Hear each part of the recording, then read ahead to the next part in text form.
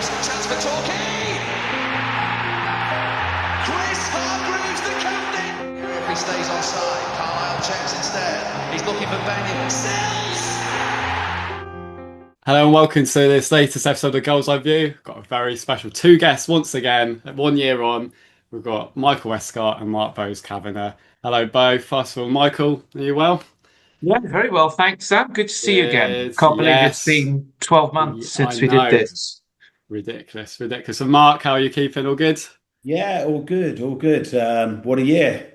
What a year. Been an amazing year for so many good reasons, which I'm sure we're going to talk about. But yeah, good to be back on.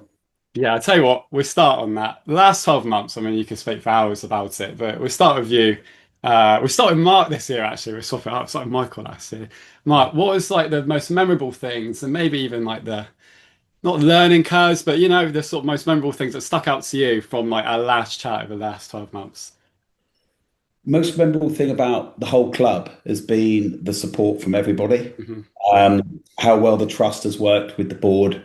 The supporters have been absolutely fantastic. Obviously, we knew that in the first place because at heart we're supporters. But then you look at like the sponsors, you look at the away support when you go to away games, how much support everyone is there. The staffing, everything about that has been terrific. So I would say for me, the biggest accumulation of all those things together, seeing that day with obviously the playoffs for a match against Bournemouth, it was a bit of a killer, the result, as we all know, and it took us a lot of time to get over it. But when you saw the children playing in the fan zone, lovely, beautiful day, 5,600 supporters there, a lot of optimism, and you know the club's in very safe hands, and just the celebration really of that moment. Yeah, we wanted to go up, obviously, to National League. We'd have loved to have done that. But this year it wasn't to be. But to bring all those things together and see all the happiness, the sponsors there, the supporters, the board, you know, the trust, just everyone working together, you know, is great. And obviously with the women's team as well, getting them on board as well. So a lot of pluses this year. But I think, yeah, that was even though it was a very sad moment, it was a very proud moment to stand there and watch everything that was going on. I agree. Michael, probably the same, but anything else to add to that? Yeah, I'd echo everything that Mark said. I think when you think about the 12 months, just getting through the administration process and coming out the other end of it was quite big. Only because we knew how much work we had to do, but if fans knew how close we came for it not happening. And that was a mentally exhausting but rewarding process. And following through that, probably people don't realise that we were still really under the CVA until, when was it, Mark? Was it Christmas? I think we finally emerged out of it. Finally, yeah, just after the New Year, didn't we? Yeah. Yeah, where all the paperwork was done, every single penny was reconciled, and all the creditors paid, and you know, that was coming out of insolvency, which is what that process is quite grueling. And all the meanwhile, everyone was just back focusing on football, which is great. So all of that was going on in the background. I think for me, one of the more emotional highlights of the season was actually just watching our players walk out at Enfield for the first game. Yeah. That, you know, we all looked at each other. I had a big lump in my throat because we finally, it was so frenetic that 8 weeks that we had from meeting Paul in a pub in South Brent and recruiting him to watching them shoot the Jay Falston video with Austin Booth to start that whole player campaign and start to meet some of the players. And then the kit launch, and then, you know, just trying to get our heads into the business and try to understand. And at that point, every time you open a cupboard, something, you know, would fall out. You know, every time you looked a bit closely at something, it was worse than you thought it might be. So the club, frankly, was in a mess. And so to get to that first game and watch our team walk out, you know, in our kit with a you know, fantastic crowd, for that first game of the season, we made it to the start line because we were against the gun, right? We had to make the National League AGM. We had to do that deal by then, and that was quite frantic, but very rewarding. And then as we went through the season, I guess lots of things. The community share issue was massive, and again, that just underlined the deep-rooted support our amazing club has. The supporters put their hand in their pockets to the tune of 275,000. So that was extraordinary and above and beyond expectation. On the playing side, that Western-Supermare game, I think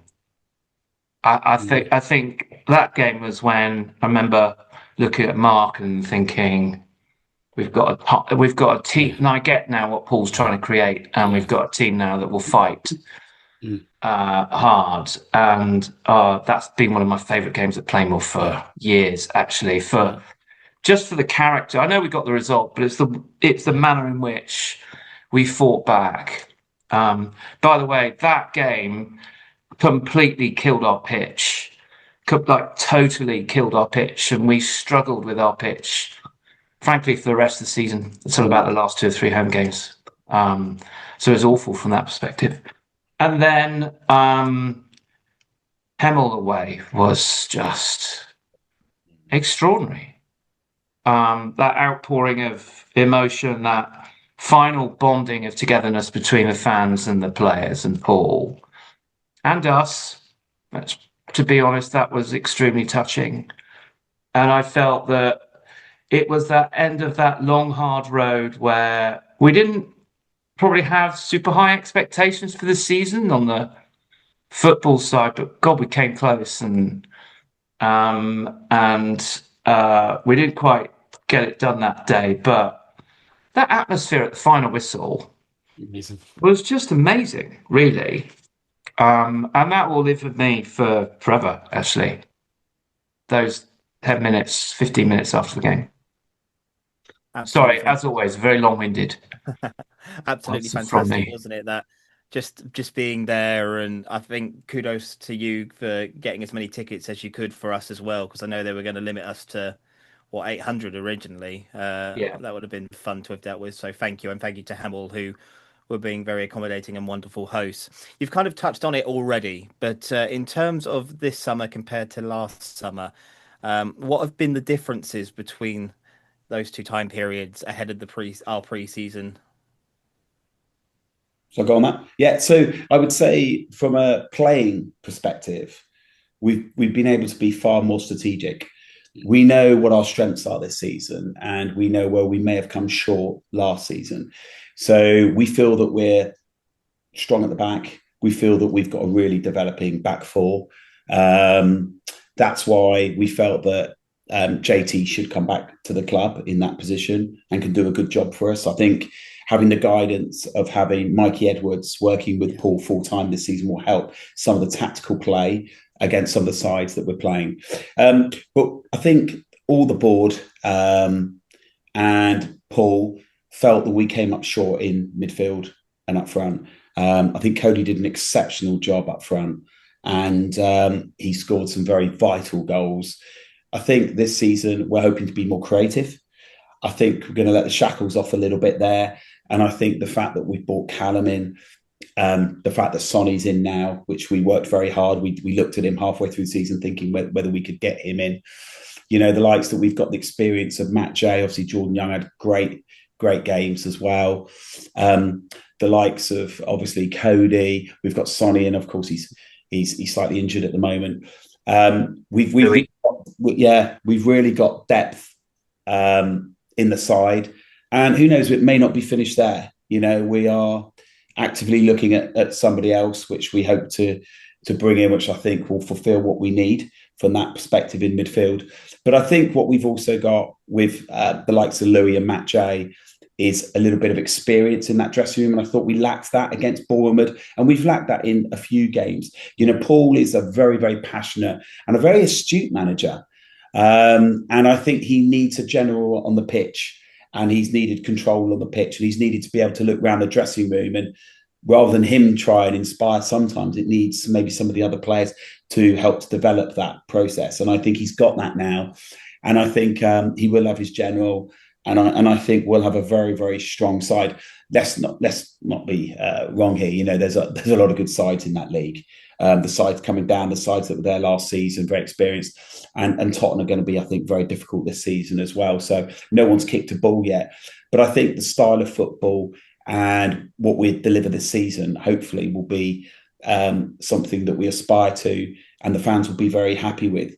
Again, from our point of view, me, Michael, and the board, we felt that we've really had to support Paul this season and give him a side that we feel will hopefully give him a few more options on the field. And obviously that goes hand in hand with, you know, the off the field, with, you know, in terms of Mikey and others to support Paul and help with some of the training and those aspects. Paul being able to do more surveillance of the other sides that are in the league, all that part of that process. I mean, we are an absolutely, you know, real professional club. And that's why, you know, me and Michael were so dying to get this club promoted, at very least National League, and obviously back into the Football League, because we're a very professional club from top to bottom. But yeah, in terms of the playing perspective, I think we could already see very early signs of that in the first half against Buckland, that, you know, we're moving the ball better, we seem more controlled, and I'm very much looking forward to that first game against Enfield. I'm totally with you on that. Totally with you. And you know, Tom, in answer to your question, is Mark's focused on the recruitment, which has been a lot more strategic this year, because most of the players Mark talked about, Paul's had in his sights and started conversations back in March. So it's been a very methodical approach to recruitment to mitigate what we perceived as what Paul perceives as our weaknesses, which we all saw, right? That bite in midfield was a bit missing. Yeah. And a few more creative options up front, and so we're delighted that Paul's been able to get the caliber of players he has in the budget constraints that he's working under. But I think the other thing that's radically different this year versus last is just the visibility we have on the overall club and business. We were, we're flying a little bit blind this time last year. We were trying to learn the business, the information that was left behind on the business wasn't quite clear. Let's put it that way. And so, we would uncover surprises on an almost daily basis. It was really difficult to plan because just, things kept coming out of the woodwork, and so it was hard to plan. So with sort of 12 months behind us, we feel a lot more settled. The other plus is, as we've approached our budget and planning for this year, we tried a lot of things during the last 12 months. So we've got lots of good data. So we've got great data on our fan base, and that informed things like the way we approach our marketing. It also informed where we might have things like pricing power for sponsorship. And the other thing that's different is the response from the commercial community, like businesses who want to now get involved with Talk United and sponsor us. So you'll see lots of more visible new sponsorship around the club this year. Mark's done a fantastic job on that, by the way. Mark Cavanagh, and I'll talk about Mark Thomas in a minute. And but I think that's been different as well. So it was a bit of a kick bollock scramble last year as we were trying to get the club on the business side up to speed. But it's been a lot more calm because we've got a lot more visibility. So that's allowed us to put a business plan together, put a fully costed budget together, and understand what the immediate, medium-term and long-term needs of the club are. And this is all about shoring up those foundations. And as we move to that, sustainability questions, it's allowed us to optimize revenue generation outside of match days. And that's really picking up. And then the final piece of that jigsaw was the appointment of Mark Thomas. And to us, it's like, recruiting a 40-goal a year striker. Well, none of a CV, isn't it?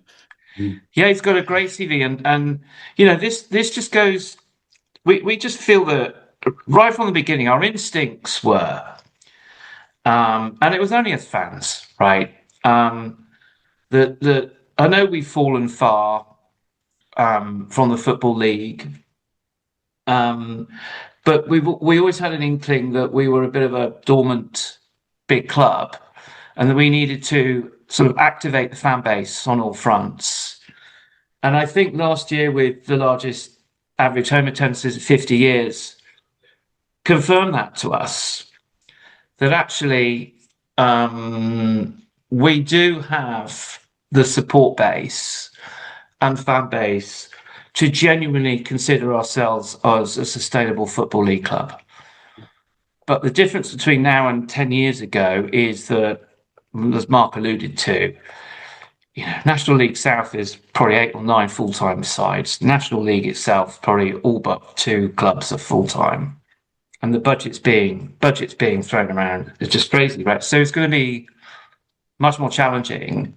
But I think we all are, as a board, really convinced that we get all the foundation stones in the right place, which I believe we have and are close to doing this year. We'll see some significant strides off the pitch, which a lot of fans won't see. They don't see all of the events that are being running during the club all week, that are just bringing money in, for example, that allows us to contemplate getting more stuff done that provides the resources to the playing side and enhances the matchday experience for fans so they keep coming back and all of that good stuff. So I think, again, another long-winded answer to say that we feel like we've got a ton more visibility on the business. We understand the commercial side a lot better and understand how we can leverage the brand of Torquay United and our increasingly reinvigorated fan base, let's say. We've been able to stimulate the commercial community to coming back and supporting the club. And our other stakeholder relationships have improved enormously, because I think suddenly people have woken up, and Torquay United as a community asset, as a brand, as a football club has woken up.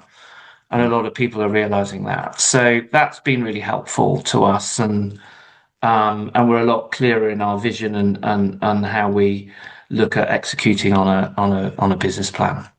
I think you've nailed it perfectly, because the last 12 months, the biggest change that's strictly from a football point of view, it always felt like Torquay was like a last option for players. Always felt it wasn't really the place to go, and that showed with some of like the sort of players or the performances we had on the pitch. But all of a sudden, off the pitch, like you've just described there, everyone's having a look. That's why all these players, it's probably a lot easier to sign the players. People want to be a part of this. People talk a lot in the football industry, so I think that's a big thing, especially when we talk about budgets, which take us on to the next questions. We've got a few questions mixed of ours and people from Twitter. Obviously, we said about some of the budgets that have happened getting out of more the National League, Wrexham, Stockport, look at losses of like 5 million or stuff like that. I think a lot of times in football, do you feel that it still feels too early to bring up? Let's look at Truro. Their budget was nowhere near the top, but it has a continuity last year and they did well. Torquay have continuity on the pitch this year. We've identified what we need to improve, and that's what we can focus on. Even though we talk about sustainability and money and all that, like, how much do you just think having like the manager and a team that believes in the same thing is just so important in football? And how I just see success. I'm sorry, I just see success with on the pitch as well as off the pitch now. Yeah, I think, Paul, to put this into context, when you look at value of the team that he's put together this season, you will probably see that we, as a value, as a squad, we're far higher than maybe we've spent on those players. Yeah. And that's been down to his astute management, players wanting to play for him, players wanting to play for Torquay. And, I think that's really, really important. We have got this continuity going on. We have got something. I've said this to Michael a few times, probably when we've had a few drinks, that there's something going on at this football club. Yeah. And something is going to happen. There's going to come a point when we do go up. There's going to be the biggest party in Torquay we've ever had. We're going to be at Wembley one day. Something is going to happen in this football club. Yeah. We can feel it. There's a reason why we've been brought together. There's a reason why the board are together. There's a reason why everyone's growing together. Now, we've always said that the main aspect is a community club. Be proud of your club. Be welcome at your club. And be sustainable. And that's what we're trying to do. And we're working on all those aspects that Michael's truly said about Mark Thomas. And I think he'll deliver that. He knows how to set KPIs in the club. He knows how to controls those. And he's very good on the financial side. So I think all those aspects off the field will only get better and better, especially with the increased sponsorship. So I think that both off the field and we've seen it with staff at the moment, everyone is working so hard together. And I think we have we're at the level we're at of league and going up to the next year, I believe that we can get to that stage where we could be sustainable with the right off the field activity, as well as being prudent in terms of the way we're signing players, the way we're putting the team together. As you go further up the leagues, it does get a little bit more difficult and it becomes more trickier. And we've learned that, me and Michael. We're trying to balance that stability of sustainability with the success of the football club. And actually, the reality is, they both are hand in hand, because if they don't work together, we won't be able to get where we need to be from a sustainable approach.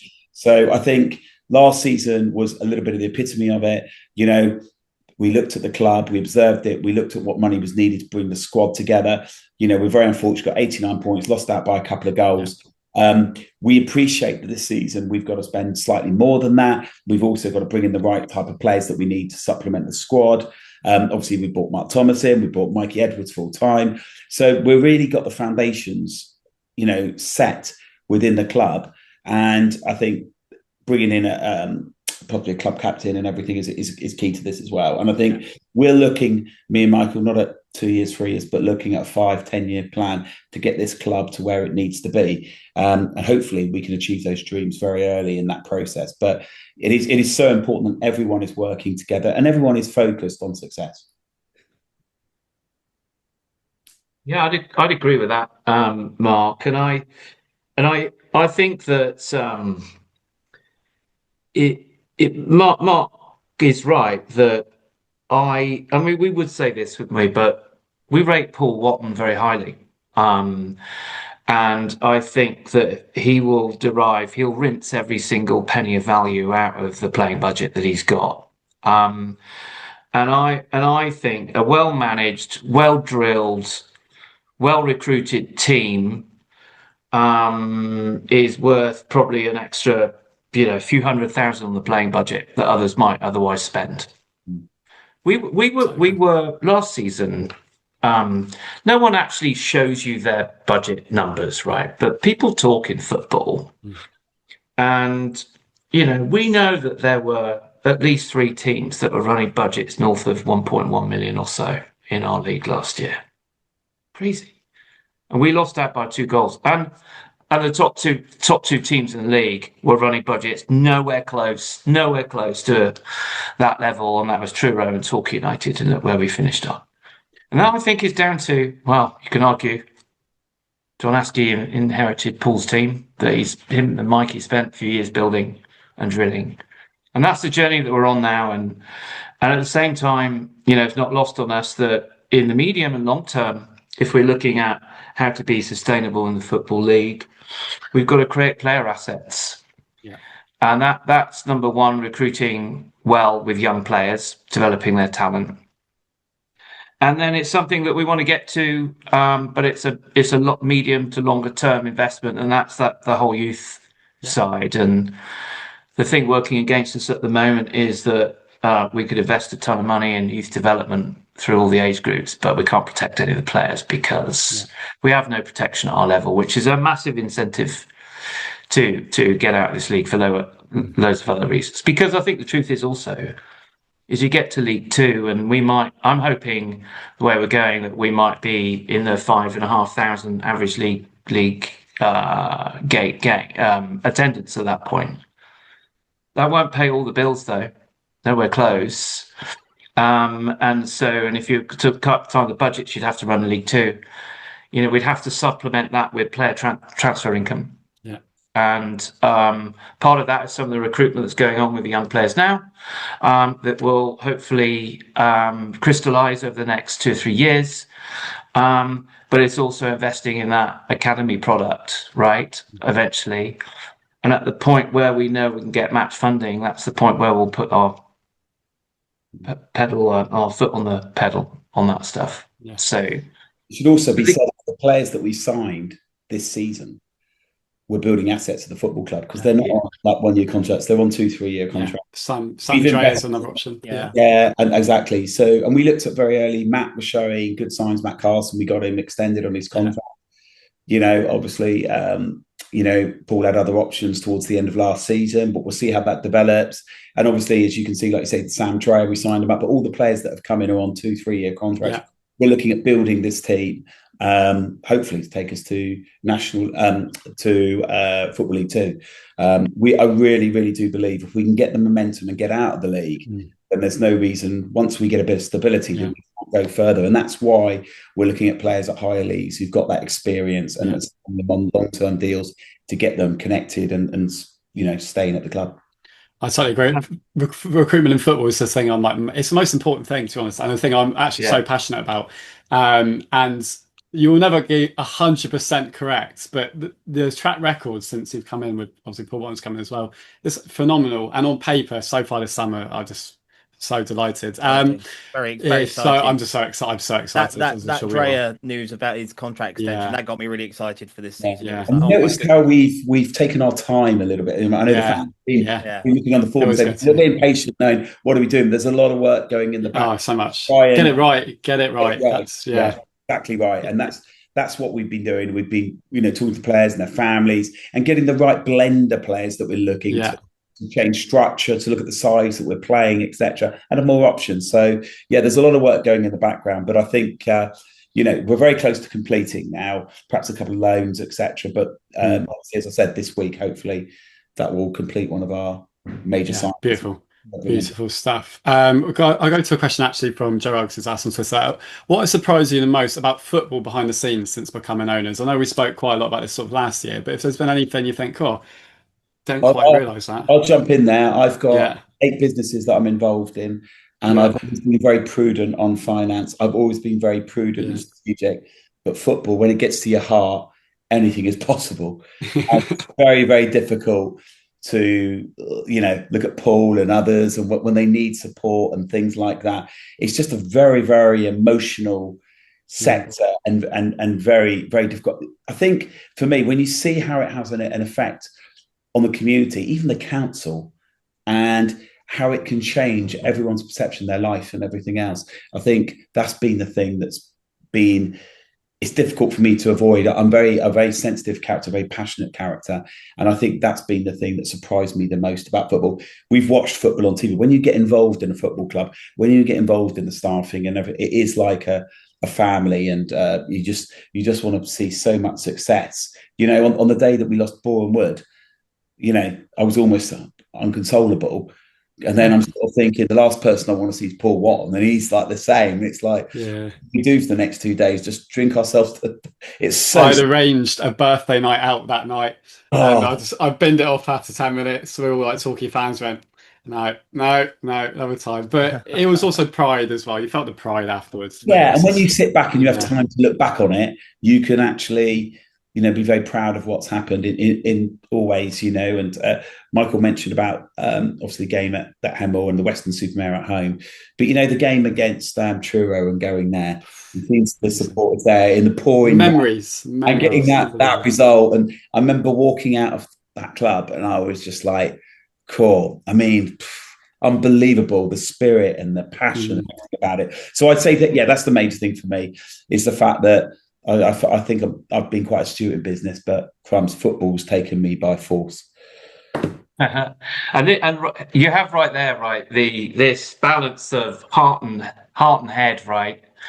And to answer, was it Joe Ugg's question? Did you say? Yeah. So of course Joe would ask the smart ones. For me, what surprised me about football, how short term, how a lot of thinking in football seems to be short term, and a lot of people assume that because you can't control stuff on the pitch and everything is results driven, that you can only ever plan one season in advance. And I don't agree with that, because I see, rightly or wrongly, Torquay United is a community asset that's massively underexploited in the first place. And I think, if you look at the ownership of Torquay United in the last however long, really, not just the last regime, but it's always been short-termist, which is why players are always only have a one-year contracts and stuff like that, is no thinking to building long-term asset value. And one of the biggest challenges that we've got is to reduce that dependence on match day income, which is still at least getting on for 60% plus of our overall revenue. And we want to reverse that over the next 12 months, because match days are only 23 days out of a 365 day a year where our stadium facilities are open. And so I've always been quite surprised about how short term thinking everything is. Yeah. And sort of the lack of thought to sort of medium and long term business planning and understanding all the different machinations of what goes into football club, because the professional football bit is a big part, but not all of it. And you think about all the other constituent parts that make up the Torquay United business, the Torquay United brand. It's quite complex, and so it needs a lot of planning, a lot of thought. And so I think that's what surprised me, is most people are quite short term thinking. And I think trying to get that balance right is important. And don't get me wrong, I'm not naive that success on the pitch is the kind of the tide that lifts all boats, right? So I think that's important. Of course it is.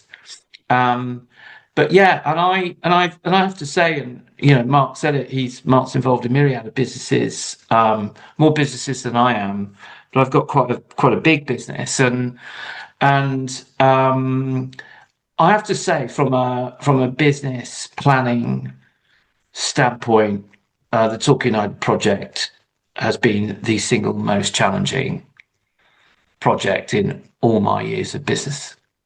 It's hard. It's really hard, because it's not a single business. It's a collection of very, very small businesses that have a very high cost base. And there's always been an assumption over the years that you need this and you need that. And we're kind of stamping out things like, well, we've always done this at Torquay United. There's a lot of bad learned behaviour. And even on the football side, we challenge Paul, saying, you say in football you always do this, but why? Why? Just explain to us why. And if you can't explain why, then we're going to change things. And if you can explain why, because it enhances performance and more likely to lead to success and get us better results, then we'll agree. Otherwise, we won't. And so it's easy to get carried away because we're fans first, but we've had to learn to start to be tough, because if we let our heart rule our heads all the time, we'll end up in trouble. And we've got that blend. And what the beauty is of all of this, with all the stakeholders, not just the Bryn, who are all very different personalities of individuals, but all have one thing in common, is that we like to win, we like success. But of course, we've got the Supporters Trust, who will keep us real, and we've got, in Mark Thomas and all of our other stakeholders, people we now feel have the confidence that can go get the business done for us, so execute on the plan. Can I ask, in regards to the budget, obviously our cup runs in recent years have flattered to deceive, I think is the nicest way of putting it. How financially important is it for the club to have a good cup run this season? To contribute to Paul Watton's budget, obviously TV revenue potentially as well. I think we discussed it last year, didn't we, Mark and Michael, about it to a degree. But yeah, how important is it for the club to have a really good, whether it's in the cup or the trophy? Wembley's still a prize at the end. At the end of the trophy. How vitally important is that to finances? Is it something you guys budget for? It's not that we necessarily budget for, but it's absolutely imperative, I feel, to aid us to grow with the business and get to that sustainable model. You're quite correct. Our cup runs for us, obviously, it was disappointing in the FA Cup. There are certain reasons behind that in terms of timings, the coach, and all that kind of aspect. And obviously, in the FA Trophy, if you remember, we weren't actually drawn against Worthing for some reason. Because of what happened previously in the match that was there, we ended up playing Worthing, and we always knew that was going to be a tough game, especially with where we were going in the league and how we had to look at the squad. And what we realised last season was that squad depth, maybe in quality, may have been something that we needed to look at, and that's why we've made the recruitments we have this season. But I can say right now, on behalf of the other members of the board, etc., that we are absolutely hoping that we do get some type of cup run this season, unless we, obviously get drawn against somebody, who's going to be very, very difficult. But we need it. We do need that. And it can make such a difference. As you know, replay's been removed as well. There's more money in each round, so it's key that we get into those rounds where we can. So we hope with the squad that we've put together, which is deliberately been focused around midfield and up front, that we'll be able to utilise that squad effectively to make sure that we give ourselves the best chance of being successful if we do get able into the cups. But the good news, just so. Because we don't ever want to be hostages to fortune, right? So we've budgeted 0 for cup income. And in the FA Cup, the prize money now is significant. Like for Torquay United to get to even the first round proper is material. If we got to the second round, that's a game changer. And then if we got to the third round, well, who knows? That we only need to know what happened to our friends up the road, right? And that set them up for the next foreseeable medium-term future, right? So we're not heading the clouds. We're not that far, but not trying to put any pressure on anybody. But everyone, we all know FA Cup particularly is if there's one competition from a personal perspective, we focus on every game. It's not like, we're going to focus on the FA Cup or we're going to focus, but the FA Cup would make an FA Cup run would make a material and tangible difference to the club. There's no doubt about that. But it's football and it's sport, and things like Bishop's Cleeve can happen. They just can, right? And that's why we turn up every week, because you never know what's going to happen. And FA Trophy is a bit of a different ball game. It's a lot of matches to get to that final. But hey, as you said last year, we were, how amazing would it be? But so we haven't budgeted for it. So if we get knocked out in the first games that we both play, it's no big deal. As in it, we haven't budgeted for it. So any cup runs is an upside to budget. And to be fair, this league is extremely brutal to try and get out of. So we know how difficult it is to get out to this league, to National League. In some ways, having a cup run, an FA Cup run, it sort of aids the fact that the former days of where we were in Football League and where we were as a club. And I particularly would like to, I mentioned when we first got the club out of the administration, I mentioned to all the staff, I know things seem really down at the moment. I think I mentioned it to you guys as well. And I said, imagine a moment that Ian Wright pulls that ball out and suddenly we're drawn against a Premier League club or a Championship club. And we're suddenly thinking, hey, come on, we're back in the mix here. It's really, how exciting would that be for the club and the whole organisation, getting the TV down and everything else. So I think, as I said to you before, there's a story evolving here. I don't know quite how far this journey is going to go, but it's things going to happen. I can feel it. So yeah, a cup run would help to just offset a little bit the fact that we're not in Football League at the moment. But it is, from my point of view, I'd love to see that going on. So I think it's imperative for the spirit of the club more than anything else. And the other side of it for me is like the further you get in the FA Cup, for example, quite aside from the prize money, is that it's a shop window for our assets, for our players. That's another consideration as well. Totally true. Totally. Fingers crossed for the season then. Yeah. This one's a little more personal for me. I've had a discussion, I think, with you, Michael, earlier in the year about it. Torquay's always been an inclusive club, a welcoming club. You know, everyone's welcome at Playmore. In terms of, you know, throughout the season, often there are special campaigns that are put on. For example, I think every February there's the Football v Homophobia campaign that goes on. A lot of clubs like to promote that, and we signed up as champions for the Football v Homophobia campaign this year, I believe. Although it did seem, from a personal standpoint, it kind of went a little bit along the wayside. Personally, it wasn't something that the club kind of were promoting. I understand that there were a few things going on at the time, so I can fully understand that. But is it something that the club are going to look to promote a bit more this season? Some more football campaigns? I mean, I can personally speak from experience how great the Football v Homophobia people were to me when I unfortunately had a issue at one of the clubs that we'll be facing next season, and I thought they were really, really good. And I think it personally, from a standpoint, would be a great thing for Torquay United to be promoting. Of course, there's other great, you know, campaigns out there as well. It's not just, you know, the ones like Football v Homophobia. You know, they've got Kick It Out, and they're all such great campaigns. But I think it would be really good to see Torquay United really get behind that, because I feel that is an area that we have been lacking in the past. I don't know if you guys agree on that or not. Yeah, absolutely. You know, let's be very clear from the board and mine and Michael's point of view. We are an inclusive club at all levels,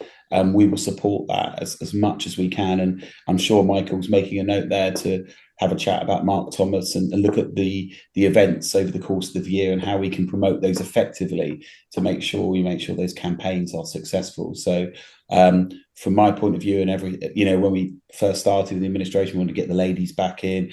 Everyone's invited to this football club. The reason why what I've wanted to do on match day is to make sure, from a hospitality point of view, whether you're here with your mates, whether you're here with your partner, whether you're here whoever you're with, your family, everyone is welcome. And that's what we've always tried to do. And we want to evolve that and grow with that. Maybe you're right in terms of the communication, and maybe some of the scheduling maybe hasn't been on the radar as much as it should be. But I can assure you, from mine and Michael's point of view, we'll bring that to the forefront and make sure we can put in some fantastic campaigns, whether, like you say, it's Kick It Out, homophobia, or anything. We'll sort out that.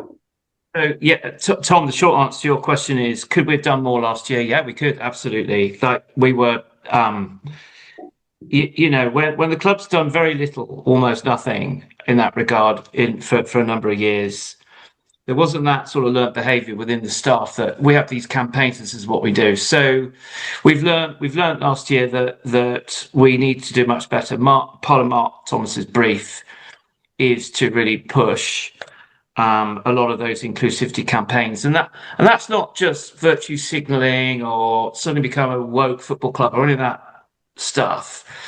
It's actually because it's good business. Right, it's good business that you feel that all parts of your community feel included. We're increasingly seeing a lot more younger people. We're seeing a lot more families coming. They've got to feel like it's in a safe and inclusive place. So there's 3 or 4 things I can think of. The Her Game Too campaign. There's the Racism Kick It Out campaign. There's the Football vs Homophobia campaign. There's a number of stuff around disability as well, and there's a lot of stuff we're doing around mental health. And so we agree, because that's just, if you're one of the highest profile community assets, you need to be seen to be catering to all corners of our community, and we need to be doing more. And listen, the truth is that we've got some problems. We've had a couple of FA investigations over homophobia just in the last 12 months. We've got a pending racism charge coming our way. This is ridiculous. These are Torquay United fans. We've got a small, very small, and we're identifying the individuals, and people like that will never ever be welcome back to play wherever. We've got to stamp that out, because it just lets us down, and every time we get a fine, it's something else we can't spend in the club. And that's just crazy. With the kind of club we want to be, why are we, all of us, indulging this kind of behaviour? It's unacceptable. Can't happen. And so, no campaign's going to convince those people not to shout the kind of stuff they shout. They're just ignorant and they have no place in our club, I'm afraid. So I feel really strongly, by the way, on this stuff. And so as we foster our relationship with the Sports Association, with the Sports Trust, we've got Paul Bastard now as our supporter liaison officer. We want to run the campaigns in a sensitive way and include members of those communities who we're supporting to help us execute. Fantastic stuff. Going to just a few more questions, a quick 5 round as we put it. Thank you for time so far, both of you. About media, I've got a few questions about like the taking flight. Will the uploads be a bit more regularly? So sort of terms of media is going to be that sort of aim. Yeah, I mean, I believe the Taking Flight 3 is about to come out. Yeah. I mean, there's a lot of content to put all these things together, and as you can imagine, once we get to the period of the season whereby we're starting to bring in new transfers and things like some of the media side are concentrating on those efforts to get those out, and obviously inspire those people to obviously get involved in the club, buy their tickets, season tickets, etc. But I think at one point they were thinking about 10 episodes, etc. I agree with you. I think it will come out more frequently once the season starts again. We'll have a little bit more time. Once the season starts, yes, we'll still be doing marketing and promoting. It's more difficult to control those other aspects of transfers and things like that. So definitely, we'll be doing more on the Taking Flight. I think the club's advertising right now for a head of content and digital, and that is because we now understand a little bit better our different fan cohorts and how we should be talking to them. And we, Sam, you and I have even talked in the past, haven't we, about launching a TikTok for Torquay, which hasn't happened yet because guess what? Just kept getting bumped down the priority list as we try to get to grips with some residual historical issues that we just needed to solve. Mark Thomas comes with him a very, very experienced background in marketing and communication in sport. And so that's a massive priority. So there'll be a new club website that's going to go live, I would suggest, in the next couple of weeks. I'm hoping that Mark will be able to fill that head of marketing role, that head of content and digital role. And that should see a formulation of a proper long-term strategy and how to leverage those different routes to market and those different marketing channels. So the Taking Flight doc is one of those. If you probably sense that we paused it for a bit because it was serving a purpose that it was a bit fun to be had for Torquay fans, and to a certain extent, sort of preaching to the choir. But we wanted to do much more than that, and we felt that it was lacking a bit of narrative. So we paused that while we try to think, what are we trying to do with this? Actually, because these things take a lot of time, cost quite a bit of money to produce. We've got very, very, very talented guys in the Cobalt guys, formerly Cutleaf, and but we need to understand what job do we want this to do for us, because we want it to play to a much wider church. And to be honest, we won't think it's quite. I mean, I loved it, obviously, but it wasn't doing that broader job, which is why we paused it. But I believe the next episode's dropping this week. It looks really good. I love how it's quite player focused. I think that's the one thing so far. We just want to know the players a bit more and like the stories. I think that stuff will do well to the wider football community. Sam, we're trying to get the cup run in for this year as well, so we want to get that. That's very true. Yeah, I agree with you. So see what you think with the next one, and that's just trying some new angles with that, and then I think they'll make a decision in the summer, like how we're going to document the following season. And slice and dice all the different content packages to appeal to different fan cohorts. Yeah, no, totally agree. Go on, Tom. I mean, more of our questions was about the website, so that's done. Don't worry about that. Tom, go on to the next one. Which away day are you looking forward to next season, gents? Oh, Crumbs. Do you know which one I'm looking forward to? Is Maidstone. First away game, because it's time we broke this hoodoo, don't you think? It's like we need to go and we need to beat Maidstone to get that particular monkey off our back and to start our away campaign in our nice shiny new white kit. They've got one of the better artificial pitches. They've got a proper ground with proper fans. I suspect we'll take plenty. And I'd like to see us get our away campaign off to a flying start against what's been a bit of a nemesis team away for us, hasn't it? And so I'm really excited about that. And the one I'm least looking forward to probably is Hornchurch, because it's tough place, tough stadium environment, and I've got a feeling they're dark horses this year. By the way, I think they'll give us a tough game. Stretch, don't you think? Huh? Stadium is a bit of a stretch, don't you think, for Hornchurch? No, look, I don't want to be unkind to our colleagues, but in our league, but yeah, it's not my favourite ground from a fan experience standpoint. Yeah, so I'm looking forward to measuring up against Dagenham and Redbridge away, especially with obviously Andy Carroll there now as well. I think that could be interesting. I mean, obviously the Qatari owners, so we'll see how that goes, and obviously them coming down from National League, I think that'll be quite interesting. I think the least one, obviously, I managed to go to Hornchurch last season and then talk the missus into going to, I think it was Stratford, to watch Aberfoyle because it's such a long way away. Hornchurch is an interesting one, like Michael said, because I think Hornchurch and Chelmsford could be two sides who could be in the mix this season. I would say from a perspective of just the demographics, I think Eastbourne Borough is quite a tricky one to get to, etc. But I don't... with the side we've got this season, I'm actually really looking forward to seeing some of the strategies going away this season and the players that we've got. I think, sometimes when teams see you and you arrive in their home stadium, I think some of them always felt confident because of the season before that they could get a result against Torquay. And of course, mid through the season, we had some bad away results. But I think this season, we're more than capable with the players that we've got managing games. And so I'm not scared of anybody, but probably from a demographic, Eastbourne, Hornchurch, not easy, but really looking forward to the Dagenham game. I think that's going to be really interesting to measure up against the side like that. Tell you which one I'm looking forward.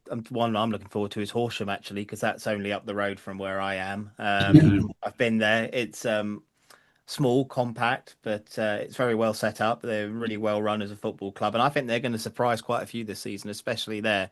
So that's going to be a really tricky trip. I think I would like to have played them a bit later on in the year because I think they're going to surprise a few for sure. There's definitely in this league. There's just no easy sides. No. We've just. I think there'll be. I think last season, with the betting, people were looking at 6-7 sides. I would probably go as far as saying probably 10 sides have a chance this season, and I'd even throw teams like Tottenham, if they make a good start, could be very interesting, especially with the fact that they can deploy players from East League, obviously, as well. I think it'd be a stronger league, but it's always historically been a very inconsistent league. So the main thing to talk is just staying consistent to what we are. Finally, final questions about kits. Also, love the away kit. I'll ask, what your favourite kit has been from VX3 so far, and anything you can tell us about a possible home kit? Yep.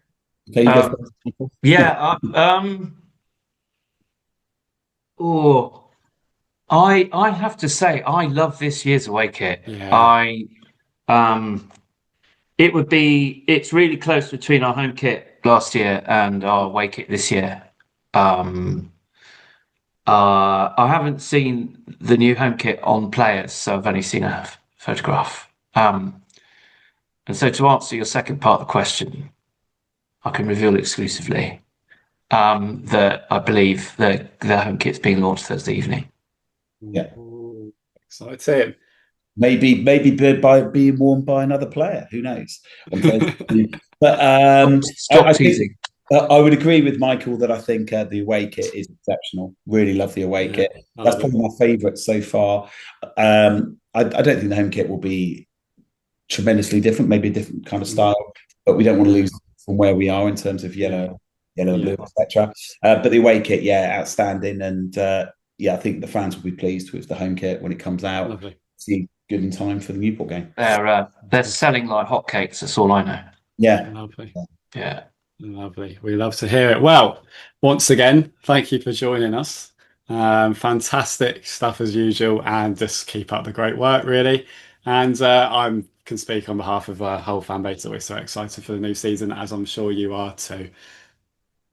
Well, thank you, Talky Talk, for your support of us throughout the whole last 12 months. You've been brilliant and fully deserving of your bronze award.